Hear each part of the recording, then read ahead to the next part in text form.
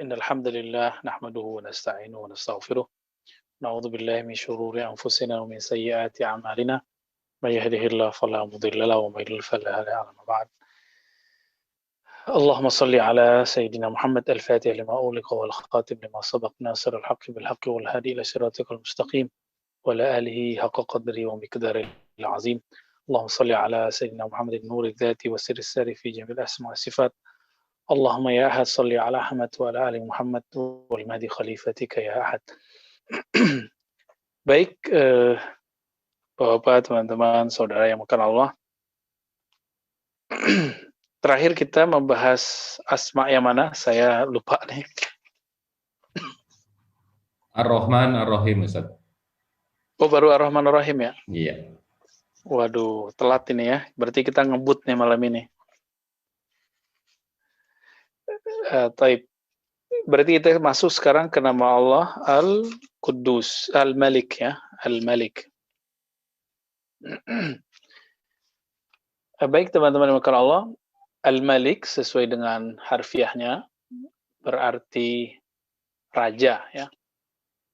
Kalau dibaca seperti surat Al-Fatihah yang kita sering baca dalam qiraah Asim yang diriwayatkan Imam Hafaz, itu diriwayatkan dengan dua cara baca. Maliki Yaumiddin, ada yang kedua Maliki Yaumiddin.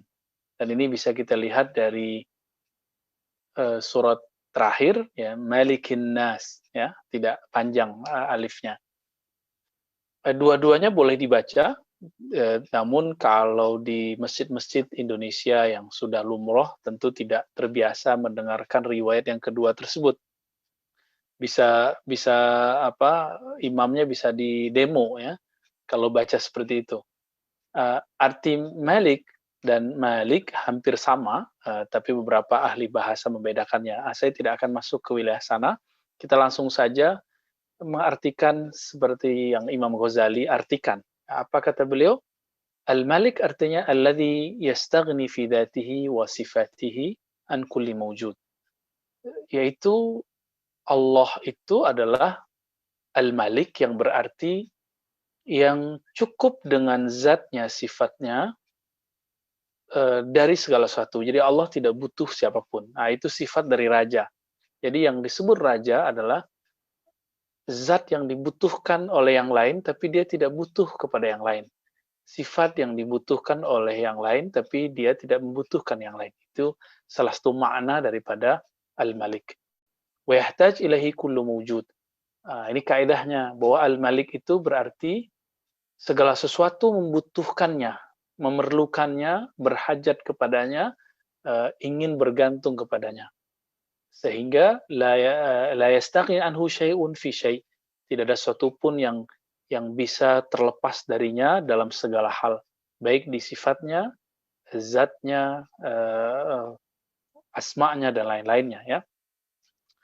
Bal kullu syai' fawujuduhu minhu. Kenapa? Karena segala sesuatu ada karena dialah yang mengadakannya. Ini yang disebut oleh Imam Al-Ghazali sebagai raja ya, fa kullu syai'in siwa huwa lahu mamluk. Maka segala sesuatu selain Allah adalah milik Allah Subhanahu wa taala. Ini yang disebut dengan Al-Malik mutlaqan. Raja, diraja secara mutlak.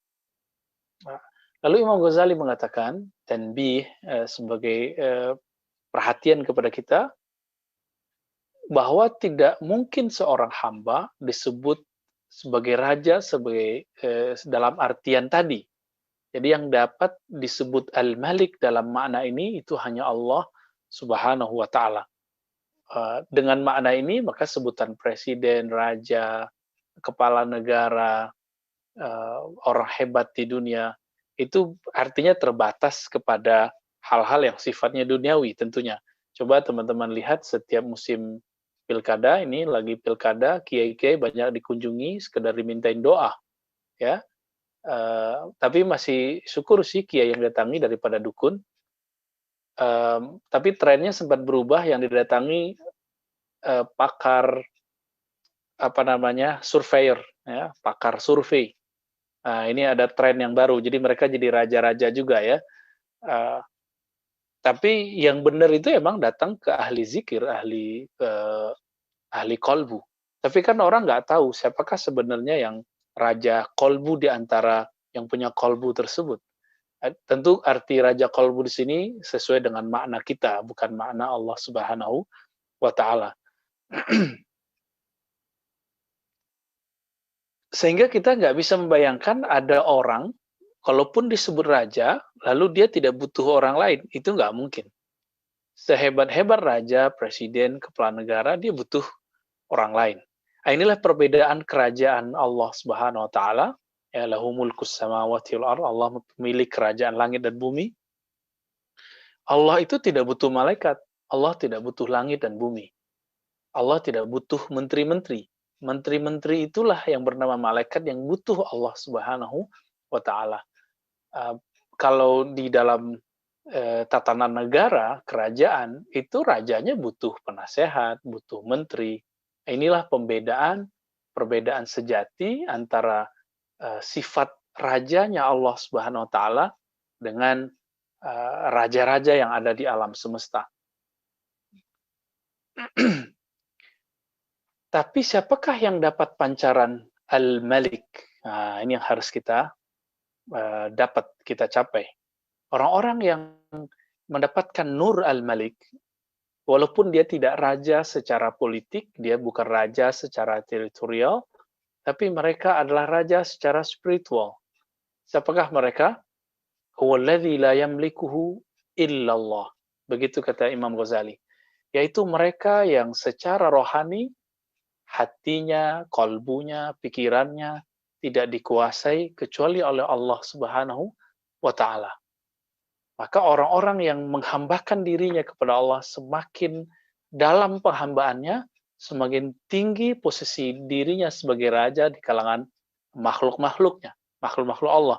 Nah, inilah yang didatangi setiap pilkada, setiap pemilu, mereka-mereka yang terlihat biasa, tapi mereka mempunyai koneksi yang dahsyat kepada Allah, kehambaannya luar biasa kepada Allah, maka para raja-raja dunia pun tunduk kepada sang hamba sejati tersebut. Jadi kalau boleh disebut, kalau Imam Ghazali bahasanya seperti tadi ya, saya bisa bahasakan dengan ringkas bahwa raja itu, raja di kalangan manusia yang dapat cahaya Al-Malik adalah orang-orang yang menjadi hamba sejati Allah Subhanahu wa taala. Yang pikirannya, yang kolbunya, yang ruhnya selalu terkoneksi kepada Allah Subhanahu wa taala. Bagaimana cara mengkoneksikan itu? Pikiran, akal itu berkoneksi dengan ciptaan Allah. Jadi kita memandang ciptaan Allah, maka terlihatlah campur tangan Allah, maka disebut fi'il. Jadi pikiran itu bisa memandang perbuatan Allah. Sedangkan kalbu memandang kepada dua hal. Pertama nama, yang kedua sifat Allah. Maka orang-orang yang kalbunya terisi dengan nama dan sifat Allah, mereka adalah raja-raja dunia. Ya. Adapun yang ketiga ini yang paling tinggi, mereka yang ruhnya langsung berhadap dengan zat Allah Subhanahu wa taala.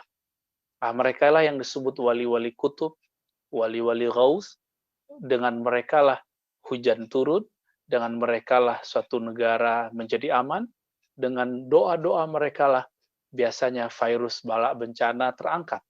Kalau bencana belum terangkat, berarti mereka belum mengangkat tangannya. Karena mereka sadar Allah belum menginginkan wabah bencana itu terangkat. Maka salah satu dari adab mereka adalah tidak meminta sesuatu yang berselisih, yang berbeda dengan kehendak Allah Subhanahu wa taala. Teman-teman yang bukan Allah, banyak wali Allah di Indonesia, di dunia. Tapi kalau dia sudah sampai level berkoneksi kepada Allah secara ruh, dia tidak akan berani meminta supaya Allah merubah kejadian hari ini. Karena memang Allah menginginkan seperti ini. Bagaimana wali-wali Allah yang secara kolbu sudah terkoneksi dengan nama dan sifat, terkadang mereka masih keceplosan berdoa supaya Allah mengangkat bala bencana. Ya, itu masih sering kita dengar. Tapi apakah Allah kemudian ijabah? Allah tahan ijabahnya. Allah jawab doanya, tapi Allah undur pemberiannya. Orang-orang yang dia menghambakan dirinya kepada Allah, karena Allah itu maha transenden, Allah itu tidak dapat dicapai dengan pikiran, tidak bisa dimaterikan dengan materi apapun, maka menghambakan diri kepada Allah, caranya adalah dengan memutuskan hajat rohani kita kepada materi. Itu sebabnya ketika seseorang berpuasa, Allah mengatakan, as-sawmu li wa ana ajzi bih. Puasa itu adalah milikku, maka aku akan membalas siapapun yang berpuasa langsung. Jadi boleh kita katakan, teman-teman yang dimuliakan Allah, orang-orang yang berpuasa itu, dia sedang menghentikan atau sedang memutus akses materi dari dirinya, di saat itulah dia menjadi hamba Allah Subhanahu wa Ta'ala. Nah, inilah makna dari kalam Allah, kalam qudsi dari Allah Subhanahu wa Ta'ala dalam hadis qudsi, as-sawmu li. Puasa itu milikku. Puasa itu untukku. Maka pelaku puasa, dia menjadi milik Allah secara total, dengan begitu dia menjadi raja-raja di dunia. Oleh karena itu kita lihat para ahli-ahli rohani ini memang mereka sering berpuasa. Ya, mereka sering berpuasa, puasa secara materi ataupun non materi. Ya. Apa maksud puasa non materi? Puasa mungkin dari popularitas, puasa dari pujian, puasa dari minta karamah dan lain macamnya. Nah, mereka-mereka ini jika mampu menghambakan dirinya kepada Allah, maka emosinya, syahwatnya itu kemudian dia serahkan pengaturannya kepada Allah Subhanahu wa taala. Ya, semakin mereka melepas dirinya dari materi, semakin syahwat duniawinya berkurang. Teman-teman, kenapa kita sangat berminat dengan dunia ini? Karena kita terhubung terus dengannya. Mata kita terhubung dengan dunia, ya, selera kita terhubung dengan dunia, hati kita terhubung dengan fulus. Semakin kita menghadap kepada fulus materi, semakin kita membelakangi kerajaan Allah Subhanahu wa taala, dan kita tidak akan diangkat jadi raja-raja di dunia, tapi kita akan terus menjadi hamba dunia. Itulah yang dikatakan oleh Nabi SAW dalam hadis Imam Tirmizi dengan sanad hasan, beliau mengatakan, ta'iba abdud dinar, sungguh lelah abdi dinar, budak-budak dinar, ya, para pencari dinar, pencari harta, para pencari kekayaan duniawi, mereka akan lelah. Baik orang yang mulai mencari dinar, mungkin uang yang satuannya kecil, sampai uang yang satuannya besar, baik dengan cara yang halal ataupun apalagi dengan cara yang tidak halal, mereka tambah lelah. Jadi seberapa lelah kita di dunia, yaitu seberapa banyak minat kita terhadap dunia. Nah, ini perlu digarisbawahi, seberapa lelahkah rohani kita, pikiran kita ini, teman-teman, rumusannya seberapa lelah kita mengkiblatkan hati ini kepada dunia. Semakin hati ini berkiblat kepada dunia, baik itu materi ataupun non materi, ini akan membuat kita tambah lelah. Dan orang lelah itu karakternya biasanya akan merasakan stres secara rohani. Ya, inilah yang terjadi pada orang-orang kaya di dunia, orang artis-artis terkenal di Korea misalnya. Mereka banyak yang kemudian secara materi sudah cukup. Lalu kenapa mereka masih bunuh diri? Kenapa mereka masih mencelakai dirinya? Ternyata dia menginginkan sesuatu yang imateri, yang bersifat popularitas. Jadi, semakin seseorang menghadapkan dirinya kepada popularitas, ingin viral, ingin banyak follower, ingin banyak viewer, maka ini akan menyiksa. Apalagi kalau dia melihat temannya, viewernya tambah banyak, temannya, followernya tambah banyak, ini akan menyiksa. Jadi teman-teman, sebelum antum menulis satu quote atau status di sosmed, tolong bertawus dulu kepada Allah, meminta ampun kepada Allah Subhanahu wa taala, lalu niatkan bahwa tulisan ini bukanlah berniat untuk materi ataupun imateri. Barulah orang itu akan merasakan dia bebas. Nah, nanti bisa dibuktikan, cara membuktikan indikator bahwa orang ini hamba Allah atau hamba popularitas atau hamba apapun. Tinggal dilihat apakah dia sedih ketika viewernya sedikit, apakah dia sedih ketika ada yang menghujatnya, apakah dia girang ketika ada yang menyukainya, yang memujinya. Jika indikator ini ada, dapat dipastikan diri kita belum menjadi hamba Allah, tapi diri kita masih jadi hamba popularitas. Nah, Al-Malik ini membimbing kita untuk terbebas dari materi agar berkiblat kepada Allah yang tidak materi. Ini yang disebut Allah ghaniyun 'anil alamin. Allah maha cukup, maha tidak membutuhkan alamin, alam semesta. Salah satu dari alam semesta itu bernama materi dan imateri. Dengan inilah teman-teman, para nabi shalawatullah alaihim, mereka mendapatkan kerajaan dunia dan akhirat. Dengan ini jugalah para malaikat Allah titahkan untuk mengatur alam semesta dengan zikir-zikirnya. Jadi malaikat itu kalau tidak berzikir, maka dia tidak bisa mengatur alam semesta. Itu sebabnya malaikat ada yang zikirnya cuma dengan subhanallah, dari awal penciptaan sampai akhir.